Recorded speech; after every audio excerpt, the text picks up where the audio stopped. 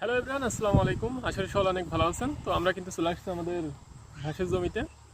আমরা কিন্তু ঘাসের জমিটা আজকে চষে দেবো। তো রুটার আসছে সাইডে, খুব শীঘ্রই চলে আসবে। তারপরে আমরা আমাদের ঘাসের জমিটা চষে ফেলবো।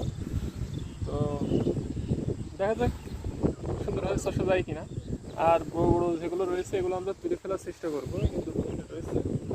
চলুন দেখা যাক কী করে তোলা যায়, যেহেতু অবস্থা খারাপ।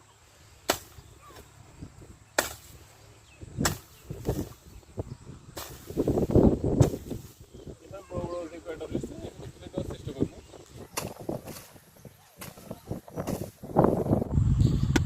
আর পাশাপাশি যতটুকু সম্ভব মেশিন আসা পর্যন্ত আমরা আলুগুলো একটু কেটে নিই, যাতে সুন্দর হয় আর কি।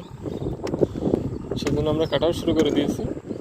মেশিন কিন্তু পাশেই রয়েছে, ওখানে দু একটা জমি চষার পরে তারপরে এখানে আসবে। তাই ভাবলাম যে যতটুকু হাতে সময় পাওয়া যায় আমরা আলুগুলো কুপিয়ে নিই, তা নাহলে পরে কুপানো কঠিন হয়ে যায়। ফাইনালি কিন্তু মেশিন আমাদের এখানে চলে আসলো, ওই পাশে দুটা তিনটা জমি চষার পরে।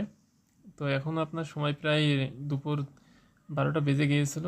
অনেক রোদ, এই অবস্থায় থাকাও অনেকটা কঠিন হয়ে যাচ্ছিলো। তারপরে কিছু করার নাই, যেহেতু প্রয়োজন আমাদের, সেই হিসেবে আমাদের তো থাকতেই হবে। তো সেই হিসেবে চষা শুরু করলো। বেশিক্ষণ লাগেনি, হয়তো বা সর্বোচ্চ 15-20 মিনিট মতো সময় লাগছিল। তার মধ্যে আমাদের কাজ পুরো মোটামুটি শেষ করে ফেলছিল। আমাদের 2টা চাষ দেওয়া হয়েছিল জমিতে। প্রথম চাষে তো কোনো পরিবর্তনই দেখা যায়নি, কেননা প্রত্যেকটা ঘাসের গোড়ায় কিন্তু এখন অনেক বেশি অংশই লেগেছিল।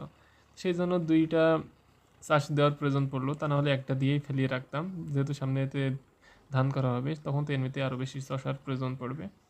তো তারপরও আমাদের বাধ্য হয়ে কিন্তু 2টা চাষ দিতে হলো, তা নাহলে কিন্তু আসলে ঘাসের গোড়াগুলো উবড়ানো সম্ভব হতো না।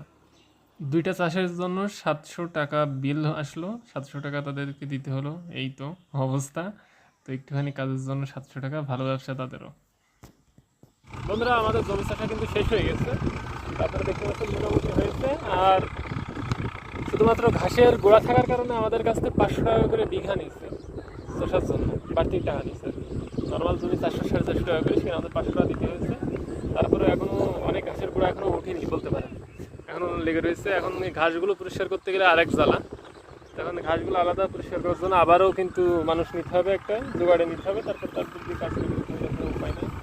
একজনও হবে না, 2জন লাগবে মিনিমাম, তা নাহলে পরিষ্কার করা সম্ভব না। তো তারপরে কী অবস্থা হয় আপনাদের আপডেট জানাবো খুব শীঘ্রই। আর এটা হয়তো কাল পরশুর মধ্যে আমরা মানুষ লাগিয়ে এগুলো সব পিছিয়ে নেব, যাতে এটার জন্য পরিষ্কার হয়ে যায়। আজকে আমরা এখানেই শেষ করছি। সকলে ভালো থাকবেন, সুস্থ থাকবেন। আসসালামু আলাইকুম রহমতুল্লাহ।